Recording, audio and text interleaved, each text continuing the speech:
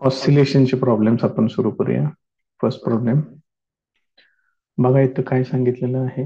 In SI units the differential equation of an SHM is,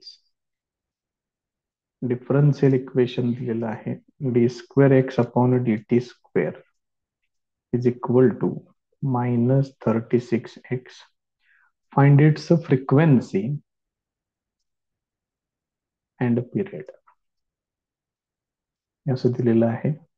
problem सोडवण्यासाठी आपण जो format केलेला आहे त्यानुसार सगळ्यात पहिल्यांदा जे काही दिलेलं असेल किंवा विचारलेलं असेल हे सगळं गिव्हन डाटामध्ये घेत चला. मग इथं आहे हे दिलेलं इक्वेशन,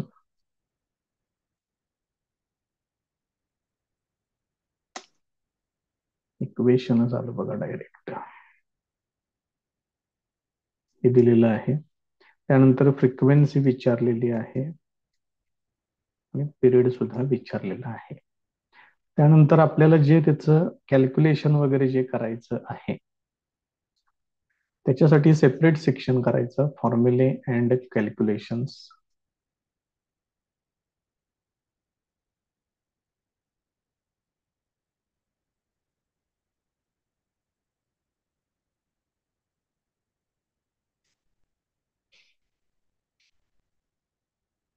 मग आपला फॉर्म्युला आहे d square x upon d t square is equal to -omega square x. हेच त्यांनी किती दिलेलं आहे, -36x दिलेलं आहे.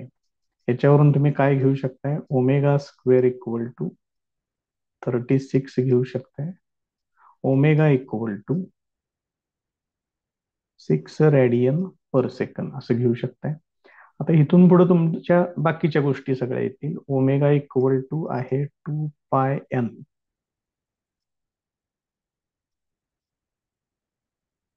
मग याच्यावरून एन इक्वल टू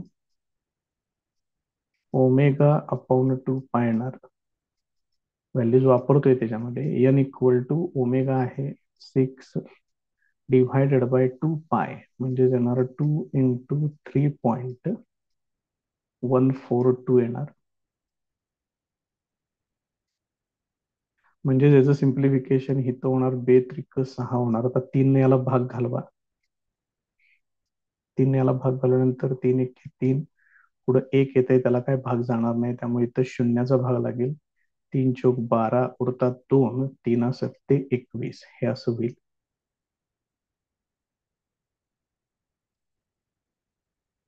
आता याचा आपल्याला रेसिप्रोकल बघितल्यानंतर मग तुम्हाला याची फ्रिक्वेन्सी मिळेल. तोपर्यंत आणखीन एक काम करूया जे सहजासहजी शक्य आहे ते. N equal to capital T असते. मग हे जर तुम्ही कम्पेअर केलं तर तुम्हाला कॅपिटल टी इक्वल टू 1.047 ही व्हॅल्यू तुम्हाला त्या ठिकाणी मिळेल. म्हणजे एक व्हॅल्यू तरी तुम्हाला इथं मिळालेली आहे. आता याचा आपण रेसिप्रोकल बघूया.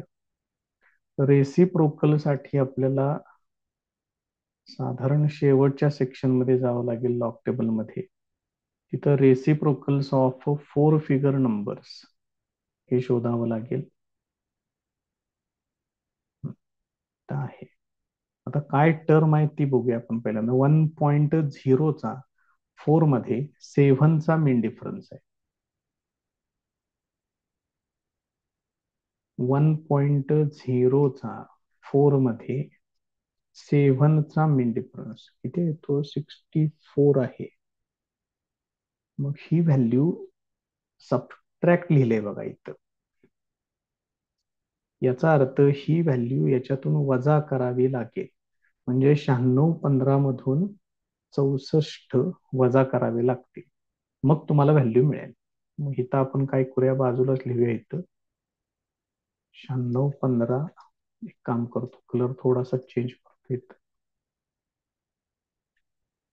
96 वजा 64 करावं लागतील. मग 1 येणार इथं, 6 आणि 5 11, झाला 1, 6 मधून 1 गेले उरले 5, 9551. आणि इथं पहिल्या कॉलम मध्ये बघा, इथं तुम्हाला डेसिमल पॉइंट दिसेल, तो सगळ्यांना द्यायचा आहे.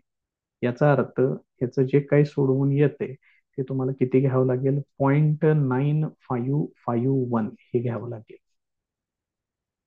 आता हे इथनं काढून टाकतोय, व्हॅल्यू तेवढी लक्षात ठेवा. 0.9551.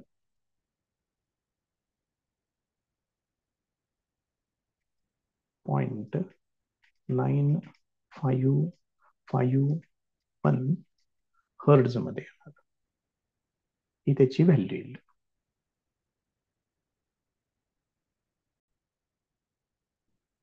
नेक्स्ट एक्झाम्पल बघा. Calculate the time taken. Time विचारलंय. By a body performing SHM of period 2 second. Period 2 second सांगितलेला आहे. To cover half the amplitude starting from an extreme position. Extreme position पासून पार्टिकल स्टार्ट होतो आणि एम्प्लिट्यूडच्या निम्म distance त्यानं cover करायचं आहे.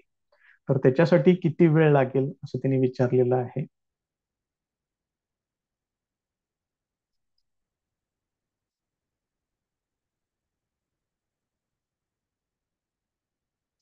Given data. Calculate the time taken. Small T विचारलेला आहे. SHM ऑफ पिरियड 2 सेकंद सांगितलेलं आहे. त्याच्यानंतर to cover half the amplitude असं म्हटलेलं आहे. याचा अर्थ जर समजा आपण हा जर पाथ कन्सिडर केला, इथं त्याची मीन पोझिशन असेल, एम्प्लिट्यूड कॅपिटल ए, इथं मीन पोझिशनला डिस्प्लेसमेंट 0 असेल, एक्स्ट्रीम पोझिशन पासून स्टार्ट होऊन निम्म्या डिस्टन्स वरती येणार आहे. म्हणजे इकडून इकडं A/2 आहे. तर हे उरलेलं पण किती असणार आहे? उरलेलं डिस्टन्स सुद्धा A/2 असणार आहे. म्हणजेच तुम्हाला x इक्वल टू किती घ्यावं लागेल? A/2 घ्यावं लागेल. शिवाय ते स्टार्ट कुठून होते ते लक्षात ठेवा. Particle starts its SHM from extreme position. ह्या सगळ्या गोष्टी महत्वाच्या आहेत, कारण यानुसार आपल्याला इक्वेशन सिलेक्ट करावं लागेल. फॉर्म्युला अँड कॅल्क्युलेशन्स मध्ये येतं.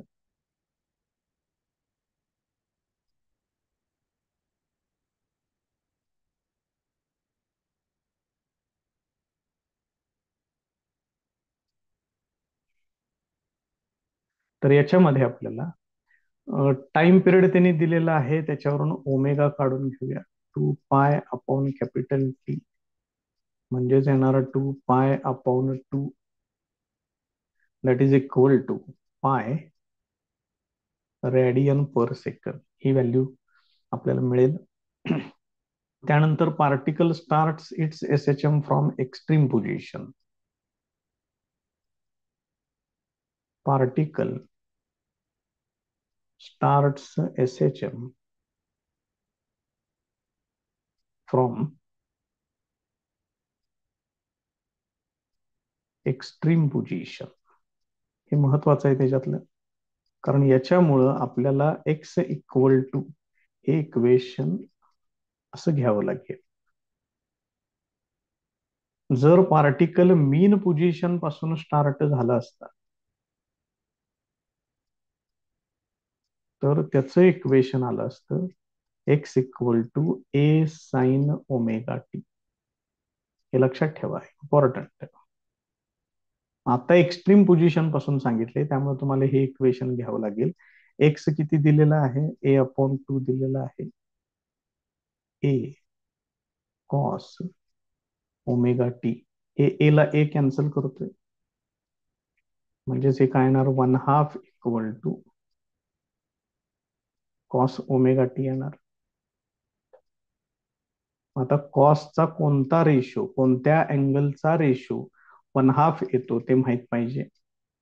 60 डिग्री साठी 1/2 येतो रेशो. मग 60 डिग्री म्हणजेच π/3 येणार. आता ओमेगाची व्हॅल्यू आपण मगाशी काढलेली आहे. ओमेगा पाय रेडियन पर सेकंद आहे, ती इथं वापरा. म्हणजे इथे येणार πt. This is equal to π/3. म्हणजेच t इक्वल टू 1/3 सेकंद एवढे येणार.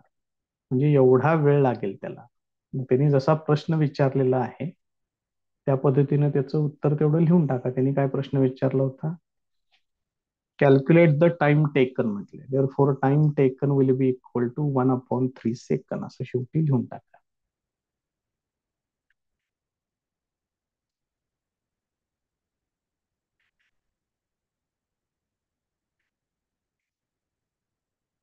हे असं ठेवलं तरी चालते. याचंही पुढं कन्व्हर्शन केलं तरी पण चालेल. नेक्स्ट प्रॉब्लेम बघा. The displacement of an oscillating particle is given by, असं इक्वेशन दिलंय. Where A, B, and omega they are constants. Prove that the particle performs a linear SHM with amplitude capital A equal to. हे असं त्यांनी विचारलेलं आहे. मग डिस्प्लेसमेंटचं जे आपलं बेसिक इक्वेशन आहे ते मिळालं तरी सुद्धा आपल्याला याच्यामध्ये सफिशियंट आहे. त्याच्यावरून सुद्धा तुम्ही सांगू शकताय की तो पार्टिकल लिनियर एसएचएम परफॉर्म करतो का नाही. आता याच्यात न्यूमरिकल इन्फॉर्मेशन काही नाहीये, फक्त प्रूव्ह करायचं आहे. एक छोटस डेरिव्हेशन आहे असं आपण त्याला कन्सिडर करू. मग डिस्प्लेसमेंटसाठी त्यांनी इक्वेशन असं दिलेलं आहे, x equal to a sine omega t plus b cos omega t. मी इथं काय करतोय, इथं कन्सिडर करतोय, assume that this small a equal to a cos phi and small b equal to a sin phi असं consider करतोय. मग आता हे कॉम्बिनेशन बरोबर होते किंवा नाही हे एकदा चेक करूया. ए स्क्वेअर प्लस बी स्क्वेअर हे आपण असं कन्सिडर करूया. म्हणजे हे आपल्याला पुढची व्हॅल्यू आपल्याला मिळवायची आहे, त्याच्यासाठी घेतोय मी इथं. यांचा स्क्वेअर करून घेतोय प्लस इथं पण तसंच. या दोघांच्यातून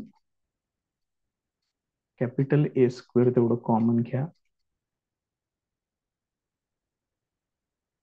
ते कॉमन घेतल्यानंतर असं शिल्लक राहील. cos square phi plus sin square phi, this is equal to 1.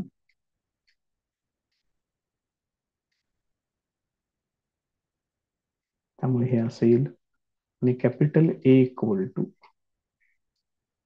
He value मला इथं मिळेल. ही व्हॅल्यू मी तयार करून ठेवलेली आहे. आता काय करतोय, आता जे सबस्टिट्यूशन आपण कन्सिडर केलेल्या आहेत त्या त्याच्यामध्ये वापरूया. म्हणजे एक्स इक्वल टू काय येणार आहे बघा, a cos phi into sine omega t. ह्याच्यामध्ये वापरतोय मी. पाहिजे असलेला इक्वेशन नंबर 1 कन्सिडर करूया. इक्वेशन 1 मध्ये ही व्हॅल्यू वापरली स्मॉल ए च्या ठिकाणी, ही व्हॅल्यू स्मॉल बी च्या ठिकाणी वापरायची आहे.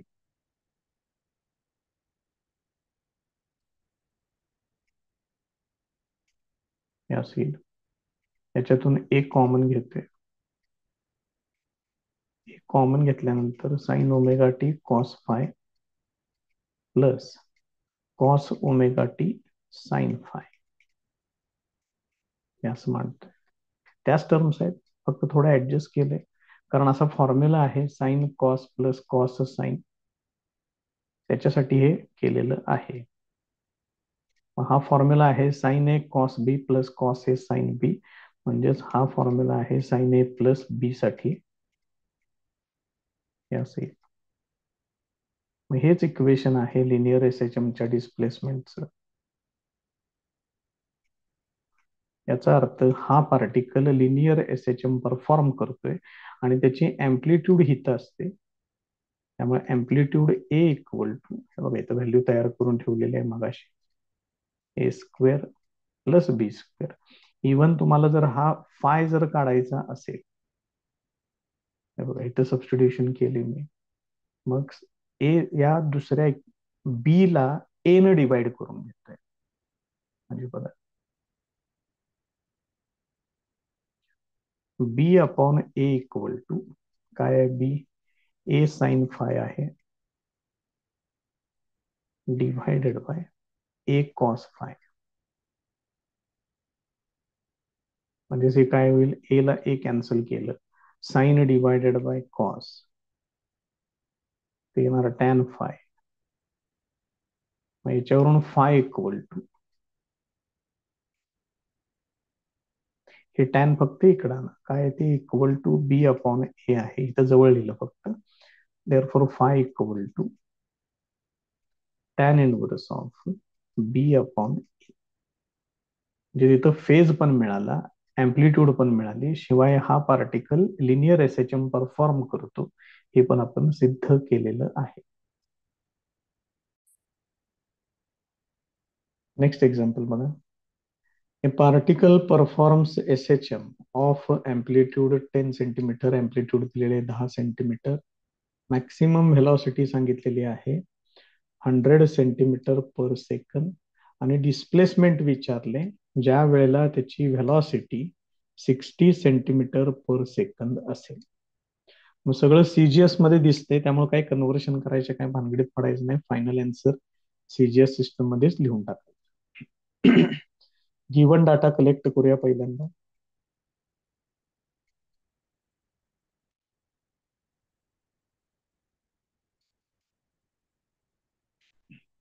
अँप्लिट्यूड सांगितलेले आहे 10 सेंटीमीटर, त्यानंतर मॅक्सिमम व्हेलॉसिटी दिलेली आहे 100 सेंटीमीटर पर सेकंद, त्यानंतर डिस्प्लेसमेंट विचारलेलं आहे. कधीच डिस्प्लेसमेंट विचारले बघा, ज्या वेळेला त्याची व्हेलॉसिटी 60 सेंटीमीटर पर सेकंद असेल त्यावेळेच विचारलेलं आहे.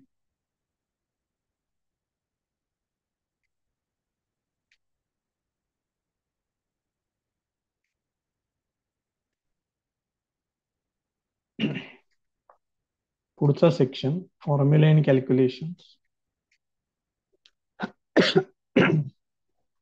मग व्ही मॅक्स दिलेला आहे, मॅक्सिमम व्हेलॉसिटी. मॅक्सिमम व्हेलॉसिटीचा फॉर्म्युला आहे ए इंटू ओमेगा. मग त्याच्यातलं तुम्हाला ए माहिती आहे, व्ही मॅक्स माहिती आहे, ओमेगा काढता येईल. मग व्ही मॅक्स किती आहे 100, अँप्लिट्यूड आहे 10 इंटू ओमेगा, त्याच्यावरून ओमेगा इक्वल टू या 10 ने इकडे डिवाइड करा, येणार 10, म्हणजेच येणार 10 रेडियन पर सेकंद. आता पुढच्या सेक्शन मध्ये व्ही चा फॉर्म्युला वापरावा लागेल. व्हेलॉसिटी त्यांनी दिलेली आहे, v equal to omega into square root of a square minus x square. फॉर्म्युले तेवढे व्यवस्थित पाठ करा. व्हेलॉसिटी सांगितलेली आहे 60, ओमेगा आहे 10, रूट मध्ये अँप्लिट्यूड आहे 10 चा स्क्वेअर मायनस एक्स स्क्वेअर. हे 10 ने इकडे डिव्हाइड केलं की इथं 6 येणार फक्त. हे रूट मध्ये 100 मायनस एक्स स्क्वेअर, मग दोन्ही बाजूचा स्क्वेअर करून घ्या, 36 equal to 100 minus x square होणार हे, आणि हे सोडवा फक्त. आता हे एक्स स्क्वेअर इकडे घेतोय, हे 36 उजवीकडे नेऊन वजा करा, म्हणजेच एक्स स्क्वेअर इक्वल टू होणार 64. देअरफॉर एक्स इक्वल टू येणार plus or minus 8. Me CGS system मध्ये आहे, आन्सर सेंटीमीटर मध्ये येणार plus minus 8 centimetre. Next example. A body of mass capital M attached to a spring oscillates with a period of 2 seconds. Initial period सांगितलेला आहे 2 second. If the mass is increased by 2 kg, म्हणजे capital M होतं त्याच्यात 2 kilogram न वाढवलेलं आहे, तर त्याचा पिरियड इन्क्रीज होतो 1 सेकंदात. इट इन्क्रीजेस बाय 1 सेकंद. Find the initial mass assuming that Hooke's law is obeyed. Hooke's law हा इलॅस्टिसिटी मध्ये आहे. हे फक्त एवढ्यासाठीच इथं सांगितलेलं आहे की जे काही तुम्ही इथं त्या स्प्रिंगला वेट अप्लाय करताय त्याच्यामुळं जे काही इलॅस्टिसिटी बघायला मिळते ती विदिन इलॅस्टिक लिमिट आहे, एवढंच फक्त त्याचा अर्थ घ्यायचा आहे. Hooke's law, stress directly proportional to strain within elastic limit, असं त्याचं स्टेटमेंट आहे. 11वीच्या पुस्तकामध्ये तुम्ही बघू शकताय. त्याच्यामुळे इथं काय फॉर्म्युल्यामध्ये काहीही फरक पडणार नाहीये. आता ह्याने दिलंय काय काय पहिल्यांदा ते सगळं लिहून घेऊया.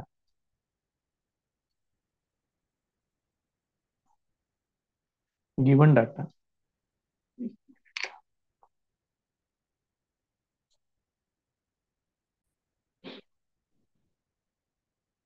बघा आता गिवन डाटा, फॉन्ट एकदमच त्याचा कमी झालेला होता त्यामुळे ते व्यवस्थित दिसत नव्हतं. त्याला नीट करून घेतलं जरा. गिवन डाटा, त्याचं इनिशियल मास सांगितलेलं आहे, त्याला आपण स्मॉल एम कन्सिडर करूया. कॅपिटल एम, M1 लिहितो इथं. त्यावेळेचा त्याचा जो टाइम पिरियड आहे तो टाइम पिरियड सांगितलेला आहे 2 सेकंद. त्यानंतर ते जे मास आहे ते मास वाढवलेलं आहे 2 किलोग्रॅम, एक्स्ट्रा त्याच्यामध्ये टाकलेलं आहे, 2 किलोग्रॅम न वाढवलेलं आहे, ते मी असं लिहितोय. किलोग्रॅम मध्ये आहे फक्त, एवढं लक्षात ठेवा. त्याच्यानंतर तिथला जो टाइम पिरियड आहे तो टाइम पिरियड सुद्धा 1 सेकंदानं वाढलेला आहे. 2 + 1 दॅट इज इक्वल टू 3 सेकंद. तर त्यांनी विचारले की त्याचं इनिशियल मास किती असेल, म्हणजेच M1 इक्वल टू, हे त्यांनी विचारलेलं आहे. मग पुढचा सेक्शन घेऊया, फॉर्म्युला अँड कॅल्क्युलेशन्स.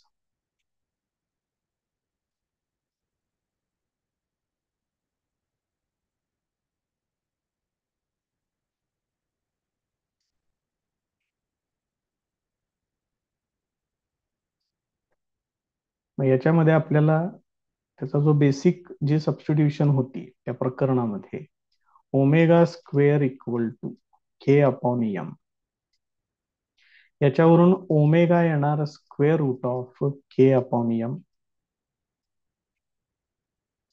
ओमेगा म्हणजेच 2π/T, this is equal to K/m. मग याच्यावरून capital T equal to, T ला इकडे घ्या, हे इकडे पाठवून द्या, 2π × स्क्वेअर रूट ऑफ M/K, हे असे येणार. मग याच्यामध्ये टाइम पिरियड आणि ते मास हे डायरेक्टली प्रोपोर्शनल आहे आणि शिवाय स्क्वेअर रूट आहे, म्हणून मी त्याला इथं हे असं करून घेते, T is directly proportional to square root of M. मग याच्यावरून तुम्ही T1/T2 जर लिहायचं असेल, हे तुम्ही स्क्वेअर रूट ऑफ M1/M2 असं तुम्ही लिहू शकता. आता याने व्हॅल्यूज काय काय दिलेल्या आहेत त्या बघा, त्या इथं आहेत व्हॅल्यूज. या व्हॅल्यूज मी जरा इथं खाली घेतोय.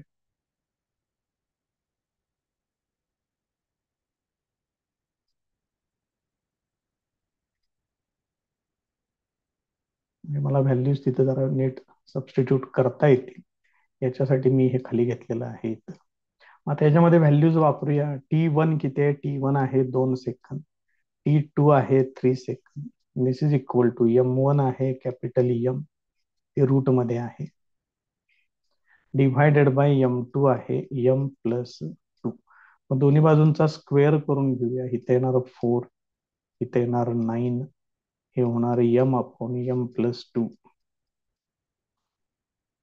यानं इकडे मल्टिप्लाय करूया, तिरकस गुणाकार करून घ्या. काय काय येणार बघा, 4M+8. 4 न याला मल्टिप्लाय केलं, 9 न याला मल्टिप्लाय करा, हे असेल. हे 4M इकडे आणून वजा करा, म्हणजे मग काय होईल, 9M - 4M, म्हणजे होणार 5M is equal to 8.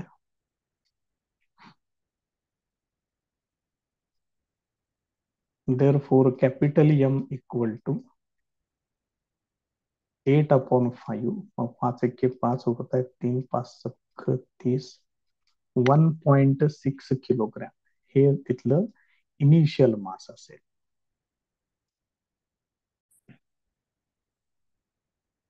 Next example, A needle of A swing machine moves along a path of amplitude.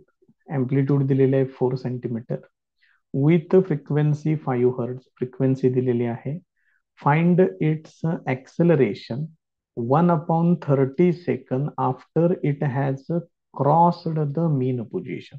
आता बऱ्याच गोष्टी आहेत त्याच्यामध्ये, त्यामुळे जरा काळजीपूर्वक ते व्यवस्थित बघत चला.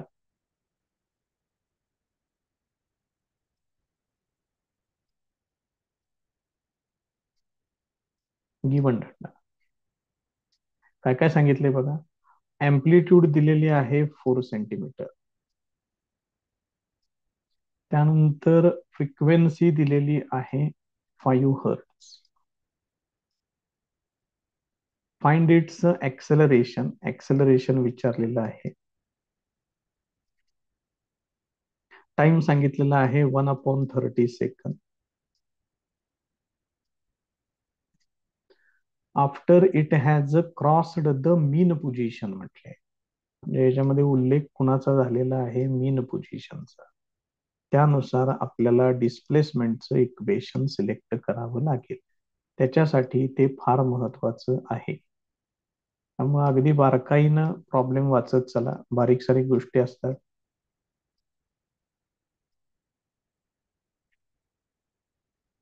पुढचा सेक्शन याच्यातला फॉर्म्युला अँड कॅल्क्युलेशन्स. काय विचारले त्यांनी, ऍक्सेलरेशन विचारलं. ऍक्सेलरेशनचा ऍक्च्युअल फॉर्म्युला आहे -ω²x. मी फक्त मॅग्निट्यूड कन्सिडर करतोय त्याची. फक्त चिन्ह काढायचं आणि पुढे कंसामध्ये आठवणीने तेवढं लिहून ठेवायचं, मॅग्निट्यूड. मग ऍक्सेलरेशन काढण्यासाठी मला या दोन गोष्टी पाहिजेत. एक पाहिजे ओमेगा, दुसरं पाहिजे एक्स. मग ओमेगा पहिल्यांदा काढून घेऊया. ओमेगाचा फॉर्म्युला आहे 2πn. एन वापरा, एफ वापरा, काही वापरलं तरी चालेल, काही अडचण नाही. 2π, एन ची व्हॅल्यू आहे 5, म्हणजे हे होणार 10π. युनिट तेवढे आठवणीनं सगळीकडे लिहित चला, रेडियन पर सेकंद. त्यानंतर पार्टिकल मीन पोझिशन पासून त्यानं SHM स्टार्ट केलेली आहे. त्यामुळे इक्वेशन येणार x = a sin ω t. इथं पुढे कंसात लिहून ठेवायचं मीन पोझिशन.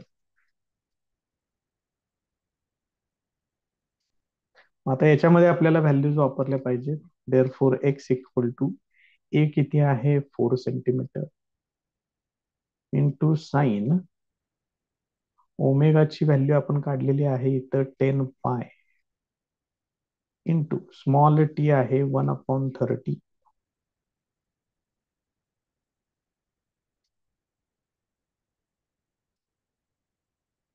जसे काय होणार आहे बघा. देअरफॉर x = इथे येणार 4 साइन, इथलं 10 ने ह्याला डिवाइड करा, ते होणार π/3 होणार फक्त इथं. म्हणजे हे झालं sin 60. बघा लक्षात येते का. मग ह्याचं जरा थोडंसं सिम्प्लिफिकेशन करू. अजून ऍक्सेलरेशन मध्ये व्हॅल्यूज वापरायचे आहेत. हे नुसतं एक्स आहे, म्हणजे हे किती होणार 4 sin 60 येणार √3/2 येणार. म्हणजेच हे किती होणार 2√3 सेंटीमीटर. ही एक्स ची व्हॅल्यू झाली. आता मला फाइंड आउट करायचं आहे ऍक्सेलरेशन. त्याचा फॉर्म्युला इथं तयार आहे. नाउ ऍक्सेलरेशन इक्वल टू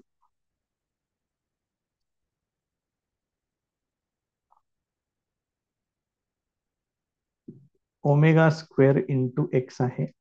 मग ओमेगाची व्हॅल्यू आहे इथं आहे 10π, त्याचा स्क्वेअर, आणि एक्स एवढा आहे 2√3. मग 10चा स्क्वेअर येणार 100. त्यानंतर पायचा स्क्वेअर येणार. ही एक व्हॅल्यू लक्षात ठेवा. पायचा स्क्वेअर आहे 9.872. कॅल्क्युलेशनला बरं पडतं मग जरा थोडस. 2 आणि √3 ची व्हॅल्यू आहे 1.732. आता मात्र हे आपल्याला लॉग टेबलनं सोडवावं लागेल.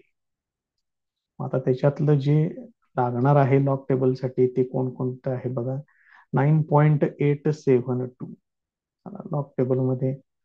इथं आपण मग अशी शेवटच्या पानावर होतो, आता परत पहिल्या पानावरती यायला पाहिजे आपल्याला. 98चा 7 मध्ये 2चा मिन डिफरन्स परत एकदा बघा पाहिजे असलं तर 9.872 आहे.